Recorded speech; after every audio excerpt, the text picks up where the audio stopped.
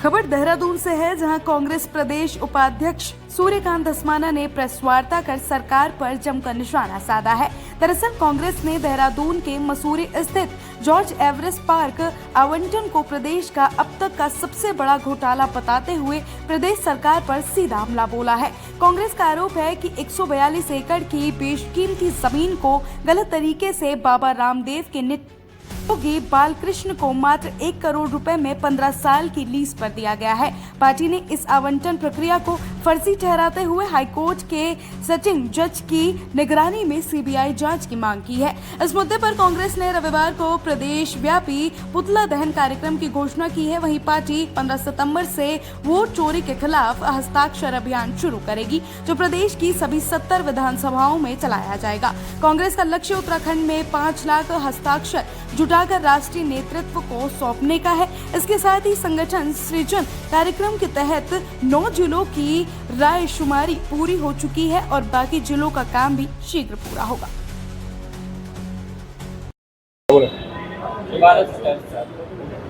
देखिए, आज 3 मुख्य विषयों पर मैं आपसे बातचीत करने आया था। पहला विषय है, पूरे देश के अंदर राहुल गांधी जी ने जो खुलासा किया है वोट चोरी का, उसके खिलाफ पूरे देश में अभियान चला रहे हैं। वोट चोरी बंद हो देश में, इसके लिए राष्ट्रव्यापी कांग्रेस जो अभियान चला रही है, उसका अब अगला चरण वोट चोरी के खिलाफ हस्ताक्षर अभियान 15 सितंबर से 15 अक्टूबर तक पूरे देश में 5 करोड़ हस्ताक्षर करवा करके चुनाव आयोग को सौंपे जाएंगे।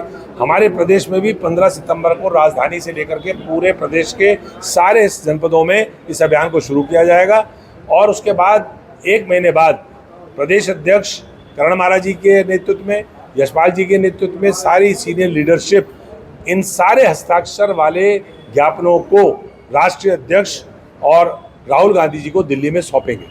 दूसरा मुद्दा, राज्य के अंदर बहुत बड़ा महाघोटाला हुआ है। राज्य बनने से लेकर अब तक 25 वर्षों का सबसे बड़ा घोटाला जॉर्ज एवरेस्ट का घोटाला है, जो पर्यटन विभाग के द्वारा जॉर्ज एवरेस्ट को स्वामी रामदेव के सबसे निकटस्थ बालकृष्ण को मात्र 1 करोड़ रुपए में दे दिया गया, वो भी गलत तरीके से टेंडरिंग करके। टेंडर में पार्टिसिपेट करने वाली सारी कंपनियां रामदेव जी के निकटस्थ बालकृष्ण की हैं, उनका सारे 99% हिस्सेदारी उसमें है। उसके खिलाफ हमने आंदोलन का निर्णय लिया है।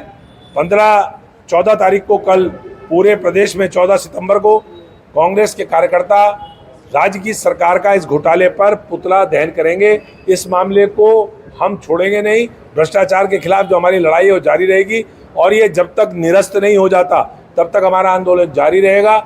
हम लोग हाई कोर्ट के सिटिंग जज से या सीबीआई का जांच हाई कोर्ट के सिटिंग जज की निगरानी में इसकी मांग करते हैं और सरकार इसको तत्काल निरस्त करे। निरस्त नहीं करेगी तो हमारा आंदोलन सड़कों पर होगा। महामहिम राज्यपाल को करण महाराज जी के और यशपाल आर्य जी के नेतृत्व में हमारे सारे पार्टी के सीनियर लीडर्स इस मामले में ज्ञापन भी देंगे। संगठन सृजन का तीसरा विषय है, जो हमारे राज्य भर में पिछले 2 सप्ताह से चल रहा है। 8 जनपदों में संगठन सृजन का कार्यक्रम पूरा कर लिया गया है।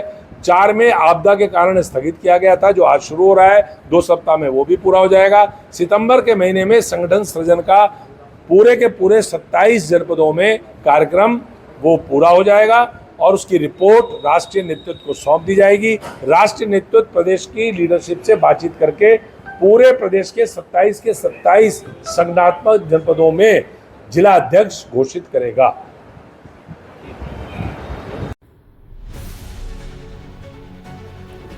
देहरादून में कैबिनेट मंत्री गणेश जोशी ने कैंप कार्यालय में सिंचाई विभाग के अधिकारियों के साथ बैठक कर मसूरी विधानसभा क्षेत्र में चल रहे विकास कार्यों की प्रगति की समीक्षा की।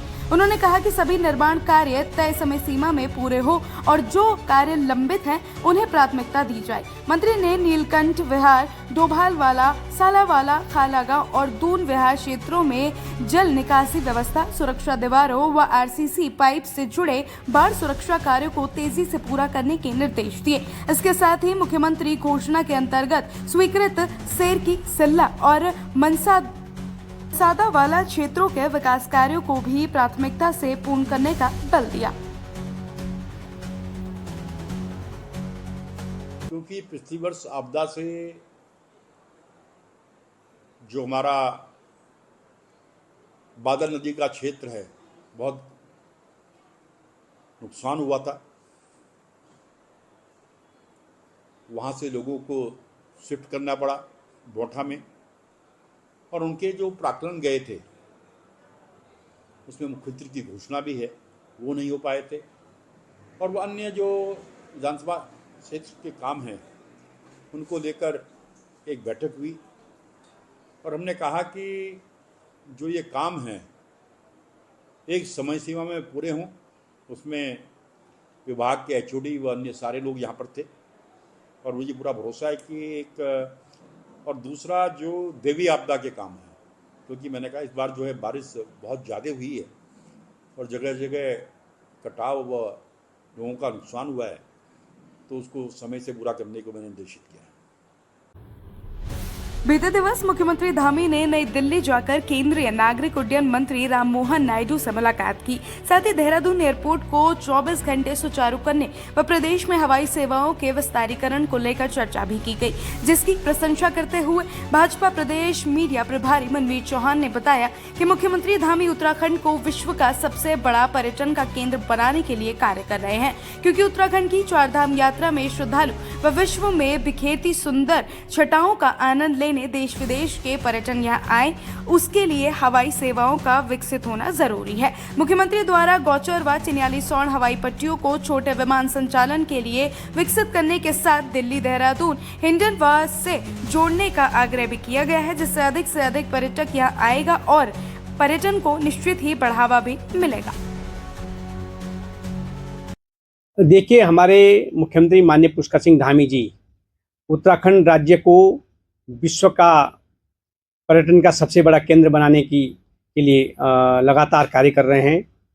और जिस प्रकार से उत्तराखंड राज्य में हमारे जो चार धाम यात्राएं हैं और यहाँ के जो नैसर्गिक सौंदर्य के कई स्थल जो कहीं न कहीं अपनी सुंदरता की छटा को विश्व स्तर पर बिखेरती हैं, उनको विकसित करने के लिए देश और दुनिया के अधिक से अधिक पर्यटक यहाँ आएँ, श्रद्धालु यहाँ पर आएँ, उसके लिए हवाई सेवा का विस्तार होना बहुत ज़रूरी है। उसको लेकर के लगातार आदरणीय मुख्यमंत्री जी कसरत कर रहे हैं। चिन्यालीसौड़ की जो हवाई पट्टी है, गौचर की, नैनीसैण, पिथौरागढ़ की, इन पर छोटे विमान भी उतर सकें, इसको लेकर के उन्होंने केंद्र सरकार से इसकी मांग की है कि अधिक से अधिक लोग उत्तराखंड के पहाड़ी स्थलों पर जाएं और पर्यटन को बढ़ावा मिले।